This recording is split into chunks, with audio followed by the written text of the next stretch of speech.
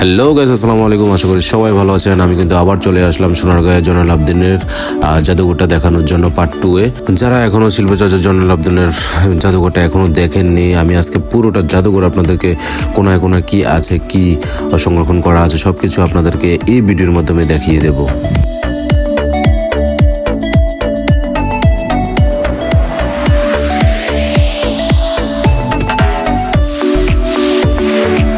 So guys, চলেন আর দেরি না করে আপনাদেরকে ভিতরের জায়গাটা আমি দেখাই। পুরোটা জাদুঘর একদম আমি দেখাবো আপনাদেরকে কি সংরক্ষণ আছে এটার ভিতরে।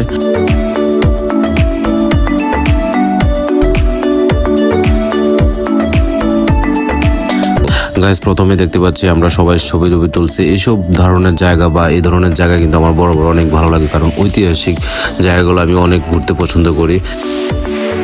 গাইস, শুরুতেই আপনারা দেখতে পাচ্ছেন জয়নুল আবদিন যে জামা কাপড় বা পাঞ্জাবি এগুলো পরতো, এগুলোই আমরা প্রথমে দেখতে পাচ্ছি। এগুলো কিন্তু সংরক্ষণ করা আছে। আর তিনি যেভাবে যে কারুকাজ যে চিত্র অঙ্কন করতো, যেগুলো দিয়ে চিত্র অঙ্কন করতো, এগুলোও কিন্তু সংরক্ষণ করা আছে।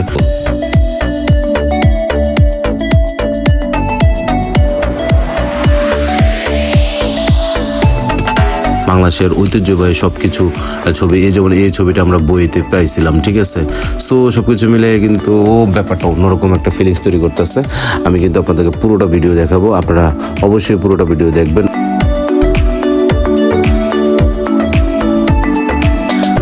গাইস, এখন আপনারা দেখছেন একটা গ্রাম এখানে তৈরি করা আছে, যে গ্রাম ও বাংলার যে ঐতিহ্যবাহী যে কাজগুলা, ঠিক আছে। আগে গ্রামে কি কাজ করতো, গ্রামের পরিবেশটা কেমন ছিল, এখানে কিন্তু একদম মানে হুবহু এখানে সবকিছু আছে। মানে অনেক কিছু দেখতে পারবেন, সবকিছু মিলে আপনি কিন্তু যেটা আগে দেখেননি কখনো, এটাই এখানে আপনি পাবেন।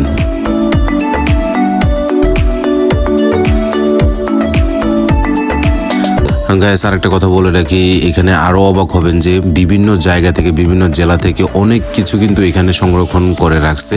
আগে যা যা ব্যবহার করতো, আগের দিনের শাড়ি, লুঙ্গি, মানে যা আছে পার্টি, বাংলাদেশের খাতার মধ্যে, নকশি খাতার মধ্যে যে পুরো বাংলাদেশের মানচিত্রটা আঁকা আছে, এইখানে কিন্তু সেটা আছে। আমি আপনাদেরকে দেখাচ্ছি, দেখেন আপনারা।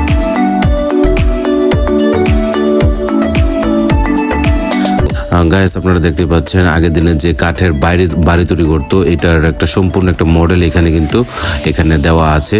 এখানে কিন্তু অলরেডি লেখা আছে যে কাঠের চৌকাঠা ঘরের মডেল। আর এখানে আপনারা যা দেখতেছেন আগের দিনে যা ব্যবহার করতো, ছুরি, তলোয়ার যা আছে সবকিছু আপনারা এখানে দেখতে পারবেন। ব্যাপারটা আসলেই অনেক ইন্টারেস্টিং।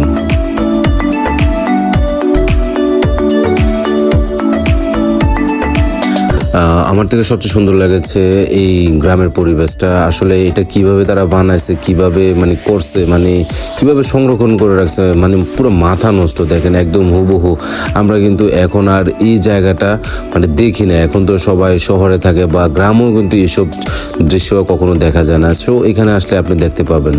এখানে দেখছেন আরেকটা শীতল পাটি, মানে এগুলা কিন্তু সংরক্ষণ করা আছে, ঠিক আছে। কি সুন্দর করে কাজ করা, কি সুন্দর তাদের মানে কি বলবো, মানে অসাধারণ সবকিছু।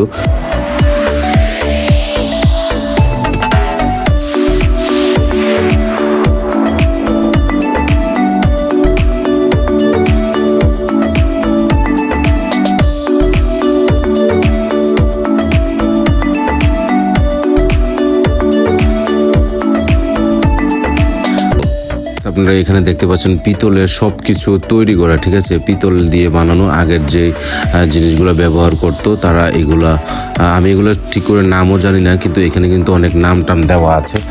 সো আমি কিন্তু এখানে জয়নুল আবদিনের কিছু ছবি আমি দেখতে পাচ্ছি। এগুলো কিন্তু আমরা বইতে পাইতাম, ঠিক আছে, বইতে পাইছি। এগুলো কিন্তু আমি দেখছি, অনেক ভালো লাগছে।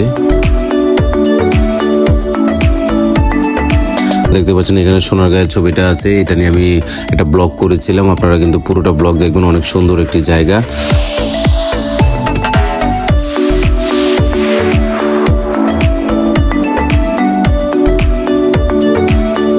গাইস, আমরা এখন যে ছবিটা দেখছি, এই ছবিটা কিন্তু আমরা বইয়ে পেয়েছিলাম। এটা কিন্তু একটা হৃদয় বেদনায়ক একটা ছবি।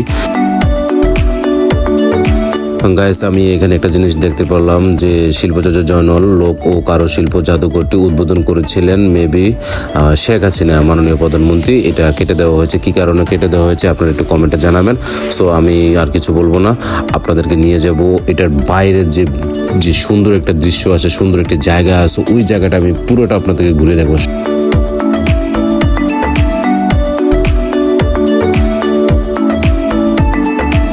আপনাদেরকে আগেই বলেছিলাম জায়গাটা কিন্তু অনেক বড়, অনেক সুন্দর একটি জায়গা, একটা পার্কের মতন, মানে ঘোরার মতন, পরিবার নিয়ে আসার মতন, অনেক কিছু শিখার মতন, এত সুন্দর গ্রাম বাংলার মতন একটা প্লেস তৈরি করা আছে।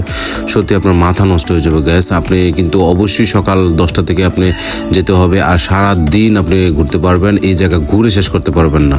চারদিকে এত সুন্দর সবুজ শ্যামলে ঘেরা, এত গাছ, এত সুন্দর জায়গা, মানে আপনি কিভাবে মিস করবেন।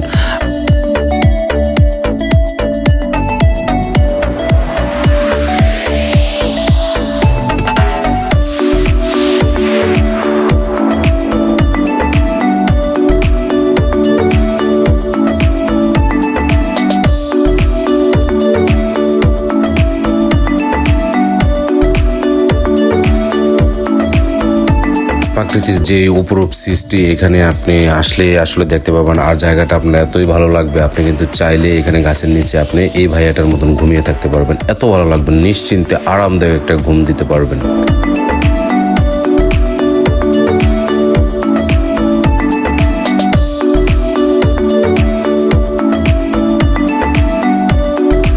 আপনারা দেখতে পাচ্ছেন আমি এই মুহূর্তে কারুপল্লীতে আছি। এখানে দেখেন বাচ্চাদের জন্য খেলাধুলার অনেক সুন্দর জায়গা আছে, এবং তার উপরে সুপারি বাগানটা কিন্তু আমার অনেক ভালো লেগেছে। আর এখানে কিন্তু অনেক দোকান আছে যেগুলো থেকে আপনি সোনারগাঁয়ের ঐতিহাসিক অনেক কিছু ক্রয় করতে পারবেন।